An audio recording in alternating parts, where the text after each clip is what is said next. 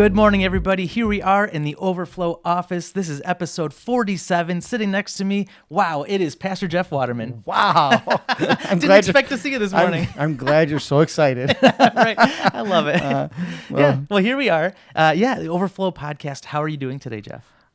Just having a ball, loving the snow, loving the winter, doing some sledding and ice skating. And Yeah. I'm one of those weird people that actually like winter.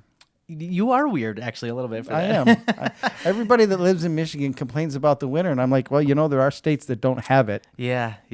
It's true. And I've lived in a lot of those states, and it's just, man, it's so hot all the time.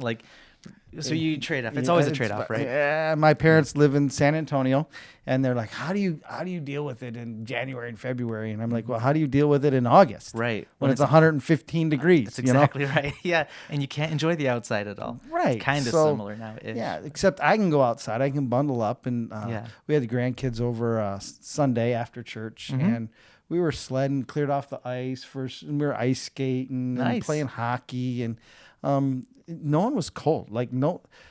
You get moving and you got your clothes on. No one was cold. Everybody was fine. And then, we all went in and had hot chocolate, and it was all great. That's the thing right there. The hot cocoa, it's good for the soul, right? Oh, heck and yeah. I made a special trip to grab some hot cocoa packets to make with Sage. It was his very first time trying hot cocoa, and I was able to put it all together with him with marshmallows, and we had a great time with that too. What's really good is you take Guernsey's chocolate milk and heat that up and then put some whipped cream on it. Oh, okay. A little thicker maybe? Oh, yes. Yeah. It'll change your world. Well, good. Good. Talking about changing worlds here, we're changing perhaps a mindset or a perspective on life, as we've been kind of talking about whose story are you living in right now? Whose story are you living out, especially right now as we're focusing in on our Advent sermon series, which is titled Whose Story? Yeah, one of my favorite Christmas movies is A Christmas Story. And so story tends to be around the time, right around Christmas time. So I think it was a fitting title that we came up with, saying, well, whose story? Yep. Like A Christmas Story or It's a Wonderful Life, all these stories that are Christmas stories. Well, whose story are we talking about? That's right. So this past Sunday, it was the 7th of December, and it was our second week in Advent so far. It was actually titled, the sermon was titled, In the Inconvenience. Yeah, whose story in the inconvenience? Right, exactly. And so, the first week of Advent, do you remember what our sermon title was for that week? Yes, in the unexpected. There we go. So we have whose story in the unexpected. Now we're in the inconvenience. And next week we'll be in the proclamation as we're proclaiming Christ being born into the world, which will be coming very shortly within our Advent calendar. Right. It comes fast. Yeah. Oh my gosh, does time go fast? Absolutely. And so what we're saying is, hey, your life is going to be inconvenient. And whenever there is a divine appointment happening, or if there's some sort of if God's trying to do something in your life, generally, it's probably going to be a little inconvenient. It's going to have to require some change. Yeah, it's kind of interesting because as you're talking, Peter, in Acts 2, he gets asked, what do we have to do to be saved? And the first thing he says is repent. Repent means to change. Well, change is inconvenient. Right? And what God's trying to do is change us. God is trying to mature us. God is trying to make us new, right? All these things. That's kind of inconvenient. We kind of like things to stay right the way they are. Yeah. Yeah. I heard a pretty interesting quote or a series of thoughts about change and how it can make us feel, and that inconvenience is like some sort of a pain, basically. It's like there's a pain or a loss that's happening, because here's the thing. Whenever there is change occurring, there has to be loss associated with it, because you're changing from something, you're losing something, and then it's growing or gaining, changing into some other thing. Right. So there's always this feeling of loss, and whenever there's loss associated with something, you have a feeling of pain. You've lost something. What I find too is a lot of people they'll ask, well, do you like change or do you not like change? And I as I've listened to people debate that a little bit, I have this thought that I think we don't like change when it is by an external force, like it's something that we're not in control of. Like, hey, I have to change a job because my company shut down, they laid me off, whatever, right? So there's an external force. I didn't want the change, but now I have to deal with the change. But talk to somebody that, hey, they found a new job and they're excited for a new job, right? Because why? They are the ones that made the new change. They're the ones that instituted the change. Yep, exactly. That's very true right there. I think that ding was, I think I got a... Did an angel get its wings? Oh, yeah. Right, we're talking about A Christmas Story. There you go. I'm going to turn this down. I think I got a text or something, Okay. But we won't talk about it. Hey, no, it's all good. And so, right, we're highlighting some inconveniences that happened within the Advent story. And as we're now, like we've been saying, in the second week of Advent, we're now talking about a journey that needed to happen. And that journey, when Mary was 9 months pregnant, the journey from Nazareth to Bethlehem, it was pretty inconvenient. The time frame was pretty inconvenient. And it makes me think about when we talk about perhaps future events where, or there's some thought here where, the time of Nero, for example, but Jesus is saying, hey, hope it doesn't happen in the time of winter, and hope your people aren't pregnant during this time, and you don't, it's going to be really difficult. Right. There are times when God is interacting and doing things in our lives, and it's in a very inconvenient time. Right. This one in particular, with Mary and Joseph having to travel 90 miles, I think you said it was. Yeah, by the route that most people believe they took, it was approximately 90 miles to get there. And, again, this is a change that, or an inconvenience that was instituted by somebody else, right? It says, in those days, a decree went out from Caesar Augustus. So it's not like Mary and Joseph said, hey, I think we should do, what if we decide to go to Bethlehem? Right. No, they were told they had to. Yeah. So now I could just imagine, like, really? I got to go now?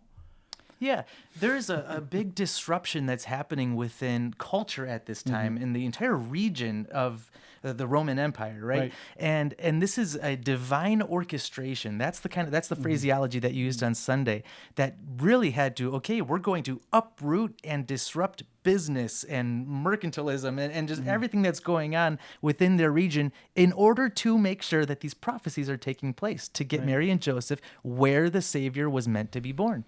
Right, because we read in Micah 5:2 that Bethlehem was where the Messiah was going to be born. Well, Mary and Joseph are in Nazareth. Yeah. So it's like, wait, I got to get them from Nazareth to Bethlehem. And so what's he got to do to get them there? I mean, he's got to put some external impetus to get them there. Otherwise, they're like, well, this is where my peeps are. I mean, this is where my house is, where my mom and dad and everybody are at. My work is here. Yeah, everything's here. So I don't think I want to go anywhere right now, at least right now while she's pregnant, right? Right. Any really normal thinking person would be like, let's just do this thing after the baby comes. Right. A lot of people do that. Absolutely. Or do it so early on but to do it when she's literally 9 months pregnant. Right. When it's going to take you a week or more to get someplace in an area where there's no doctors, nothing going on. Like, I mean, think about that. You're trucking along and you're walking down the road, and like we talked about, pregnant women in their 9th month don't walk a lot, right? I mean, now there are some. I don't want to just say none of them do. There are some. I heard somebody say that they knew of somebody that ran a whole marathon when they're 9 months pregnant. I'm like, well, okay, that girl is one in a gajillion. Most pregnant women that I know of, when they get into the 9th month, walking, moving, all of that stuff is very difficult. And the prospect of walking 90 miles. Right. Usually stress like that on a pregnant person's body would be like, okay, we're going to have the baby right now, or something crazy is going to happen, or you never know. Yeah. But you're right. Usually you take a break from serving or waiting tables when you're in your 9th month of pregnancy. You go, I'm going to take a little maternity leave here. Right. And our country gives months for that, right? Yeah. For the woman to do maternity. And for the most part, women that are taking that, it's odd for them to work right up to the birth. Usually, like you say, a few weeks, a week or 2 or 3 ahead of time, they're like, okay, I'm going to nest, I'm going to get everything ready, and I'm going to chillax a little bit. Yeah. So Mary and Joseph had to go on this long journey to the place of Bethlehem, which I love how you said, hey guys, do you know what that means, right? House of bread, or Bethel, right? House of God. It's Bethlehem. Right. Well, yes, I'm just saying House other of things God. like, yeah. So Or house of bread. House of bread. Yep. So Bethlehem, and they had to be in the specific region, in the specific area, the line of David, and so on. There's all these prophecies coming into place here. And on Sunday, you hinted at a few of these prophecies. Sure. Maybe this would be a good time to actually maybe read a few of them and dive in a little bit. Yeah, so I don't know. We've got some, like in 1 Samuel, let's slide over there, chapter 16, verse 1. It said this: The Lord said to Samuel, how long shall you grieve over Saul, since I have rejected him from being king over Israel? Fill your horn with oil and go. I will send you to Jesse, the Bethlehemite. So that means he's from Bethlehem, by the way. For I have provided myself a king among his sons. And Samuel said, how shall I go? If he hears me, take a heifer with you. And so Samuel does what he's called to do. And this is where we start to see that David was from Bethlehem. It's where he lived. And then in 2 Samuel chapter 7, slide over there real quick. Chapter 7, verse 16, we read this. And your house, the Lord speaking to David here, and your house and your kingdom shall be made sure forever before me. Your throne shall be established forever. So you have the sense of, hey, your house, which is from Bethlehem, because that's where you were from, will be established forever. And then again in Micah 5:2, we are told that Bethlehem, this is where the Messiah is coming. So in order for God to be right, which he has to be right. If he's not right, as we said Sunday, then you can't count on anything he says. Correct. Right? Because if he says, hey, I'm coming back, and you go, well, you kind of got it wrong the first time. Yeah. Right. For him to be God, he needs to be trustworthy. He needs to be reliable. All of it. Yes, exactly. So he's given all this detail. He's given all of this data, if you will. He's got to be right. It's got to be from the line of David. It's got to be from the house of Bethlehem. So, and he said in Bethlehem is where he's coming from. Well, you got to get him there. Now, if it's me and I'm orchestrating this, I'd have picked someone from Bethlehem. It'd have been a lot easier. Yeah. That would have been perhaps predictable in the sense that God seems to be a God who does things very unpredictably and oftentimes confuses Satan. So Satan's been trying since the beginning of humanity to take out the Israelites, to remove Jews from existence, and to ensure that this promise from Genesis 3 about, hey, you're going to have some descendant is going to come from you that's going to stomp on your head and you're going to bite his heel, right? And that's the whole thing. And you're going to, that's a prophecy. You know what I mean? For sure. And so even from the beginning of time, basically, God has orchestrated, this divine orchestration has been the phrase all of time, all of existence. Right. And that's how, there's 900 plus prophecies or however many hundreds and hundreds and hundreds that there are, down to the minutia of such little detail. God's amazing. Right. And so, like I said, hey, I would have picked someone from Bethlehem. Right. But here's something really interesting that I came across. In Isaiah 11, it says this: there shall come forth a shoot from the stump of Jesse. So we know who Jesse is, right? He's the Bethlehemite, who's the father of David. And so David's house will last forever, and the Messiah is going to come from Bethlehem. But then we read of this: there shall come forth a shoot. The word there, the Hebrew word for shoot, is Nazareth. That's awesome. That means shoot. And so after the diaspora, after the dispersion of the Jews through the Assyrian and the Babylonian captivities, when they return, the house of David, the people of the line of David, established this place called Nazareth as a shoot of the house of David, that he has preserved this house of David. So it is so fitting for God to start this process in Nazareth, the shoot, but bring him back to Bethlehem, so that Yeah. now you can look at all this and go, wait, man, he's really dotting the I's and crossing the T's here. Absolutely. That is truly incredible. It really is. And that's one example of many, many, many times where God does a similar thing and uses multifaceted speech with multiple meanings to mean, well, all of it all together conglomerated, and is like, how, that's just incredible. Right. Yeah. How do people miss this? Well, right. I mean, yeah, right. So there's also, of course, a branch being grafted back into God's people and to God's, if you want to call him like an olive tree or something, much later on. And we talk about Israel, a portion of that, a remnant being grafted back in. Yeah, and the Romans talks about the Gentiles being grafted into Israel, right? Yes. Now you're all Israel, right? Because Israel was always the bloodline of Abraham, then the Abraham, Isaac, and Jacob, and the 12 tribes. That was always Israel. And then Christ comes and he says, now there's neither Jew nor Gentile. Exactly. Right? You've all been grafted in because of the blood of Christ. And then Jesus says, I am the vine, you are the branches. And if you think about grafting and a branch grafted in, Yep. I love... My wife's quite a gardener or a landscaper person. We don't grow fruits and vegetables. We grow other things. And every now and again, we'll go by a tree, and you could tell that this tree doesn't look normal, right? Because they took this trunk and then they took this top and they kind of put it together, and now it's grafted. It's like Amazing, right?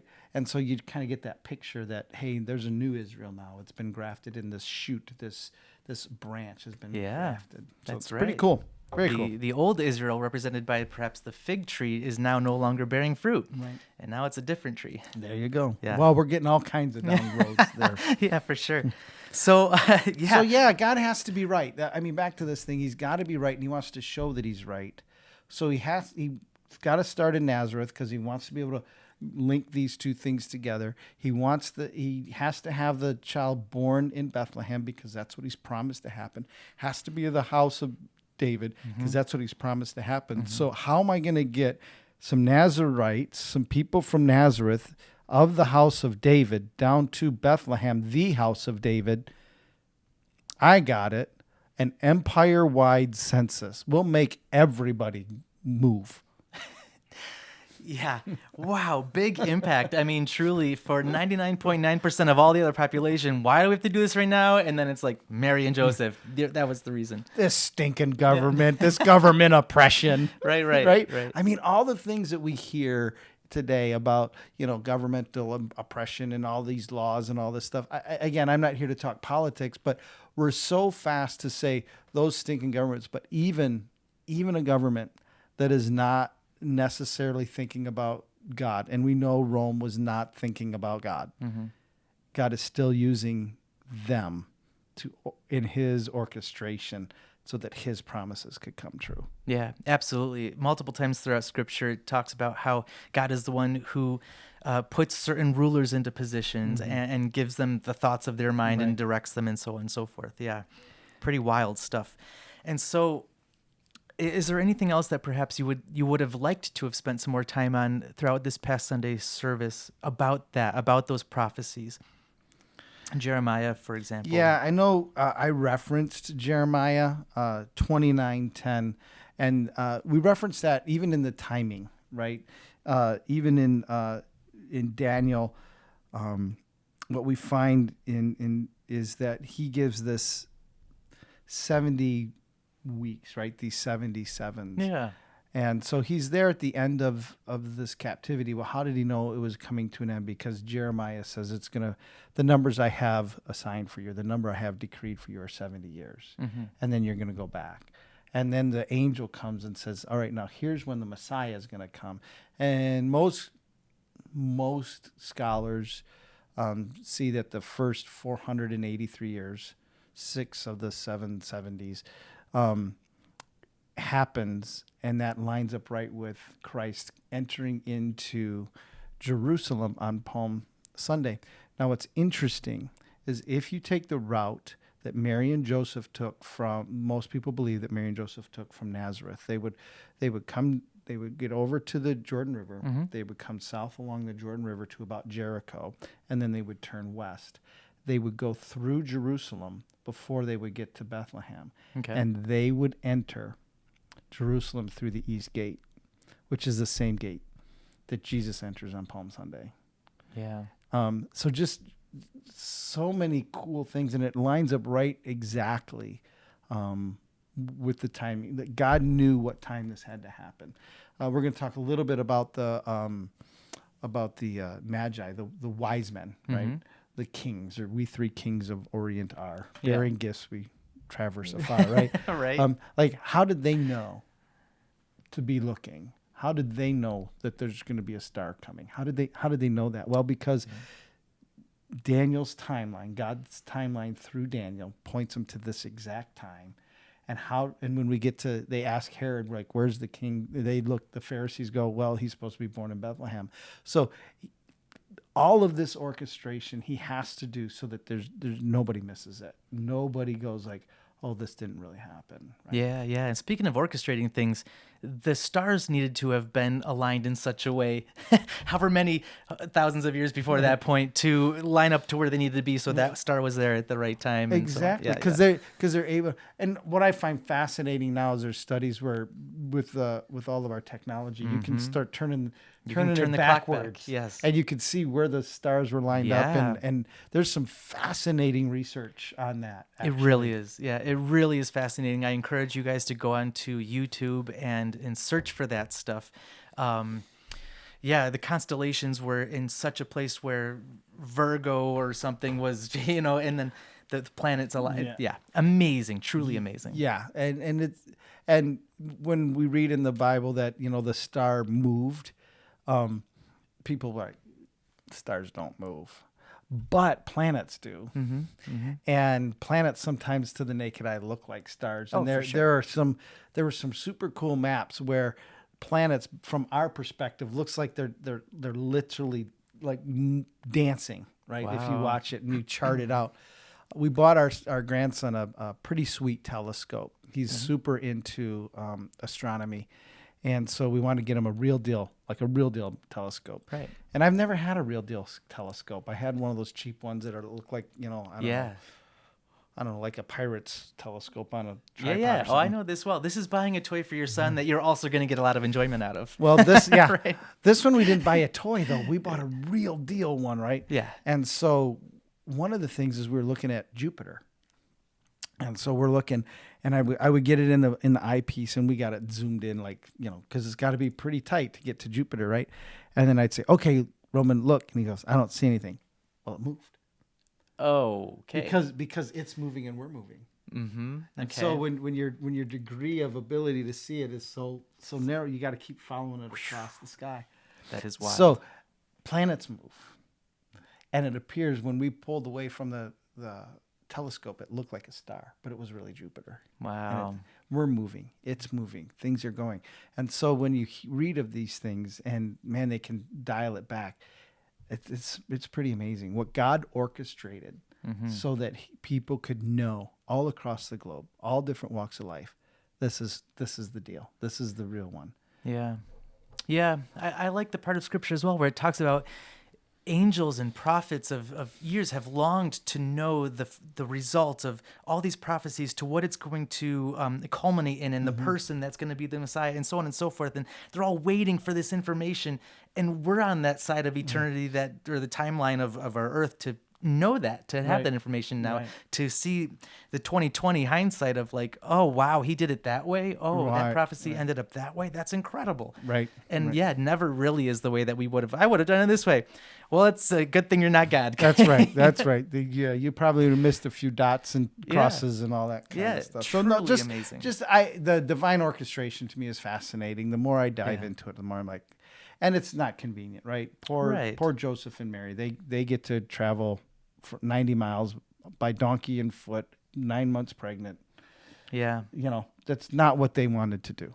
Yep, as humans, we can very much understand that how it would feel to be inconvenient to do a big house move or a life move during a very difficult time of transition and shake up your life and so on. What we don't quite understand is the inconvenience that Jesus must have felt coming down from heaven, from this place of perfect peace, perfect joy. Everything is perfect, Right. and I'm going to now leave that for a time period where I'm going to basically be tortured and everybody's going to hate me. I'm going to be shunned. And it's terrible. Like that, he was a man of sorrows. He was a man of long suffering. He was a man who got crucified, and that's really inconvenient compared to where he was. Well, just living here is inconvenient. Then you Yeah. cap it off with a wonderful crucifixion, My right? goodness, yeah. I mean, and he knew it was coming, right? We read that he was in the Garden of Gethsemane just praying, if there's any way that this does, I don't have to do this, but not my will, your will, right? I mean, the humanity coming out, like knowing that he's going to have to experience the pain, the weeping at the graveside of Lazarus when he's experiencing the effects of death on people he loved. It's just, the inconvenience. He wouldn't have had to deal with all of that stuff had he not come at Christmas, had he not.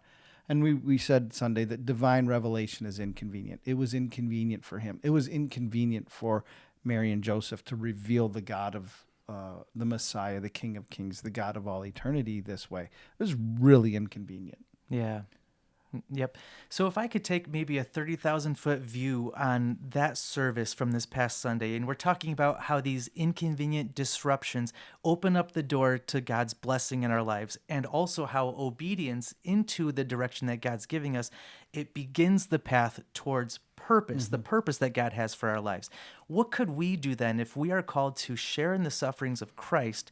How can we enter into these inconvenient times well? How can we obey and open these doors to blessing well?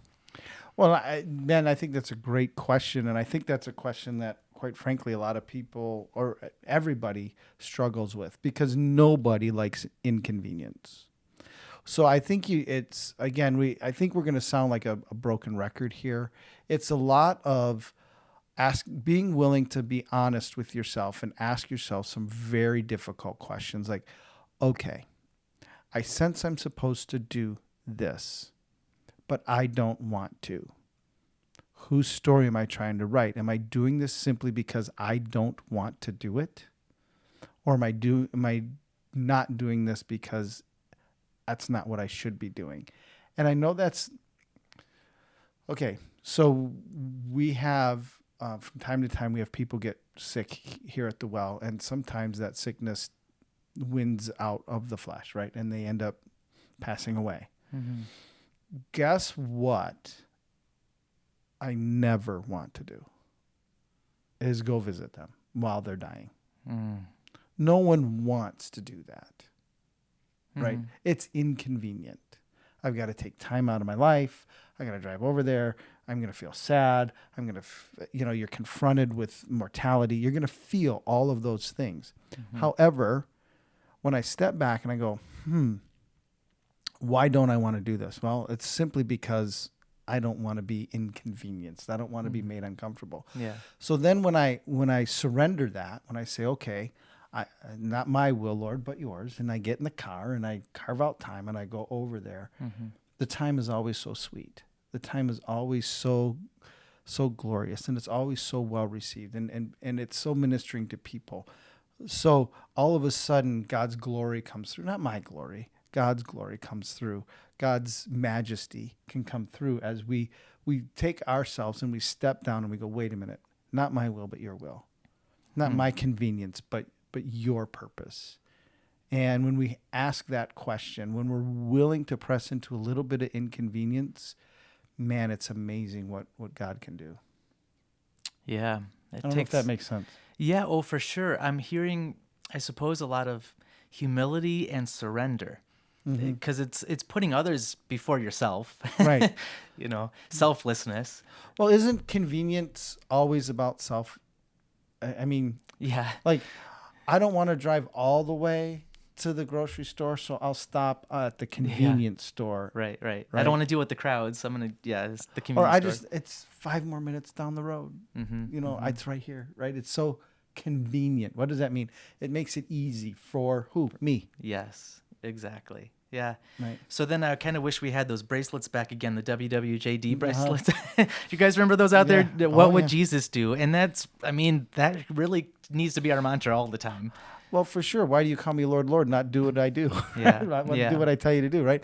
Anyone who comes after me, believes in me, will do what I've been doing, even greater. And so, yeah, if he pressed into the inconvenience, if he humbled himself, if he cloaked his majesty in humility, right? Mm-hmm. He's the King of Kings, and here he is being born in a stable, in a manger, in Bethlehem, to Nazarites. I mean, it's like, are you kidding me right now? Right? That's not how you would welcome the King of Kings, the Lord of Lords. Right. And then his surrender really was where the treasure of God's glory came. It was his surrendering to God's plan. All right, to the Father's plan. I'm going to come down. I'm going to live as a human being. I'm going to die as a human being to save humans. That's how the glory came, right? It was a treasure chest of glory, his surrender. Yeah.